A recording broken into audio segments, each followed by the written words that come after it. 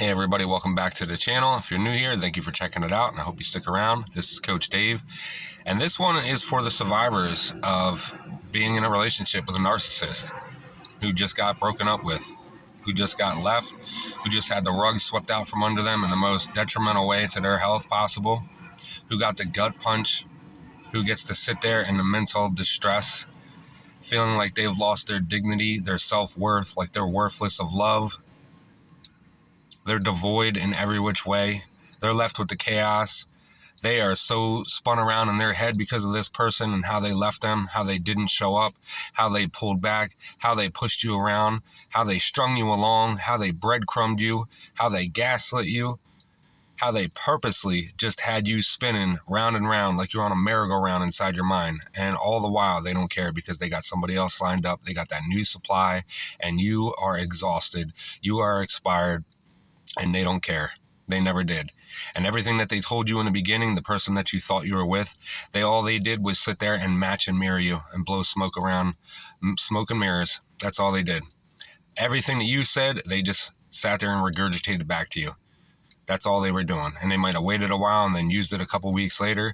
Everything that they were ever told they were using on you, it's all just running game. It's all just anything they can to get what they want out of you. And then as soon as they got it all and they can keep using you, they can keep getting more sexual favors. They can keep getting more monetary gain. They can just keep getting and getting and getting without giving anything to you, except for all the bad, of course. That's when they sit there and they switch up on you. That's when the fights ensue. That's when you're never good enough. That's when you don't communicate enough. That's when you try too much. That's when you're too annoying. You're too clingy. You're too needy. You're too whiny. You're just going on and on and on. You're causing problems out of nowhere. You're blaming them for things that you did when you really didn't. You're not good enough in bed. They start talking about your weight. They start talking about your looks. They start talking about how much money you're spending. Everything becomes a pivotal point in this right now, and it's all your fault. And you didn't sign up for it. But you get the emotional distress, you get the anxiety, you get the self-worthless feeling that you're not good enough, that you don't deserve love, that you got to just keep showing up. And that's not okay. And they leave you feeling like this while they're just out. And at the end, the entirety of the relationship, every time that you wanted to talk, you have lessened yourself, you have bottled yourself up, and you have not spoken. You have been trained, so to speak, to not say anything because you don't want to offend them, you don't want to upset them, and they have pretty much trained you to not come to them up with problems because that's all you're doing is causing problems. And if you didn't say anything, if you didn't have a voice, if you didn't have a platform, everything that I'm slowly taking away from you right now, then we would be fine. But guess what? Nothing is fine, right? Because all they give you is false-ass, hollow promises, right? And then you're sitting there and you're realizing your words ain't matching your actions, but you're still in because you want this to work out so bad because they're feeding you this good old lie that you just keep falling for. And at that point, you're their sucker. And they're sitting there laughing inside, knowing that they got you hook, line, and sinker. You're pegged and you can't do anything about it because you're not going to leave them. And even though they don't care if you leave because they have somebody else lined up, they will still sit there and use this against you, knowing full well that if they were that bad, then you would just leave. But they can't be that bad because you haven't just left. Instead of looking at it like, hey, I really love you and I want this to work out. But they're not bonded to you. They don't care about you. They're not in love with you. They're in love with the things that they can get from you, the validation and everything else that comes along with it. That's what they want. So they'll leave you like this. And all those times that you wanted to speak up, all those times that you wanted to say something and you didn't, you're carrying that in right now and you want to explode from every angle. You want to just lash out. You want to flip out at them. You want to write a message to them. You want to go find them and scream at them. And all that's going to do, sadly, yes, it might make you feel good in the moment, but it's going to make you look crazy. Just how they depicted you. Just how they sit there and turn it around to make it look like after all this, when you finally do explode and you lash out, if you haven't already, that you're the crazy one. And this is what I was trying to tell everybody. Look at them. Look at this girl. Look at this guy. This is how they're acting right now. And they essentially get you to that point where you're just boiling and you're overflowing. And you should be heard. You should have a right to sit there and speak like a mature adult. You should be prioritized. You should be put first. You shouldn't be sat on the back burner and treated as such. You shouldn't be sat here like a second option or that you're worthless and you're less than. And then when you finally do start your healing journey, if you just bottle it down and you don't do the work and you don't fully get on with it, you're just going to be setting yourself up to go into it again with somebody else and you're just going to fall for it again. And you don't want to do that. And when you get to the point where a lot of people do, I myself did it, It's not just about putting in the time and effort and the work and healing and doing everything that you can so you don't ever have to go through this again. Because like I said in another video, and a lot of people have commented the same thing, most of the time when you go from a narcissistic relationship, you end up with a fearful or a dismissive avoidant, or somebody that's heavily toxic and emotionally unavailable, and usually emotionally immature. All right. And you don't want to end up with that either. So what do? Oh, I'm just going to stay single forever. And that's not okay. That's punishing yourself. Why would you punish yourself? You are deserving of love. Just because this one person here made you feel like you're worthless, don't allow that to happen, because that's still them having power on you. So when you could finally overcome that and realize that everything that you gave them, they would never give to you. They would never reciprocate that. They would never prioritize you. They would never show up in the ways that you needed, that you always gave to them. They're the ones that are worthless. They're the ones that don't deserve love. They're the ones that never deserved an ounce of you. When you sat there and wrung yourself like a rag, just squeezing every last drop into that relationship. And I know it hurts, and you don't want to have to go through that again and waste your time. And that goes for any type of relationship.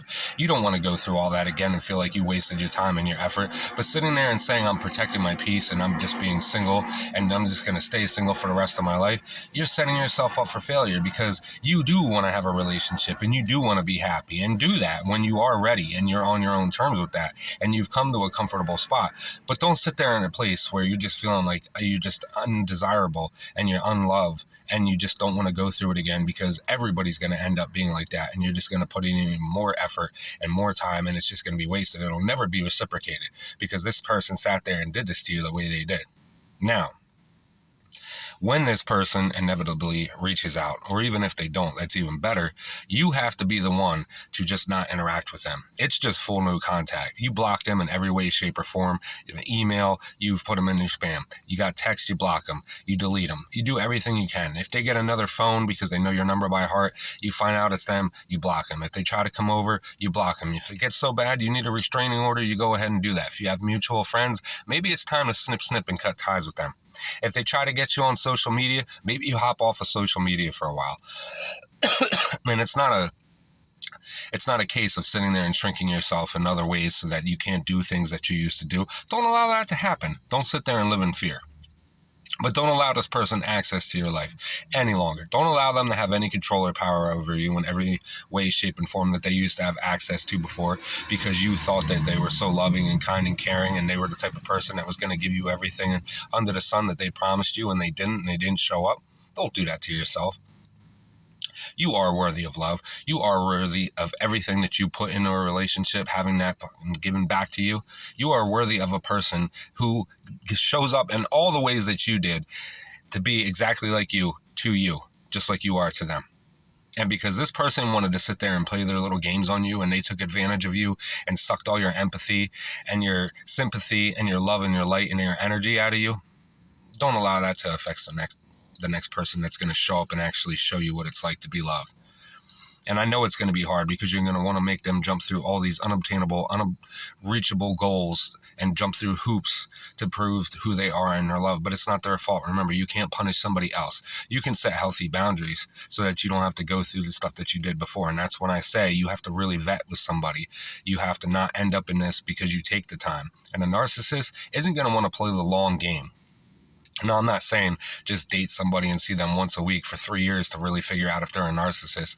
But 9 times out of 10, it's going to be a lot easier to figure out, because they're just going to match and mirror you.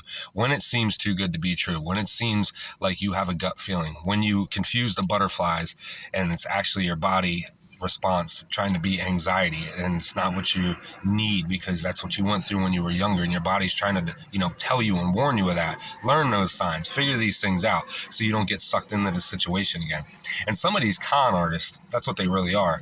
They're so good at manipulating and BSing people into these relationships with them that it very much is hard to really see it coming, and before you know it, you're involved with it. And I want you to know, it is not your fault. It is not your fault that you fell for this. A lot of people fall for this. So you cannot beat yourself up. Do not beat yourself up to the point where you feel just hopeless, that you'll never find love. Do not beat yourself up to the point where you just feel like you are worthless in all the ways that they tried to make you look and feel.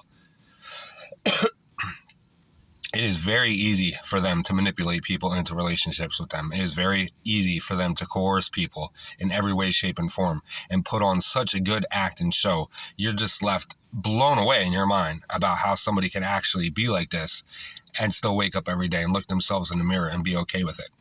It's mind-boggling. Do not give up on yourself because of somebody else and what they did to you.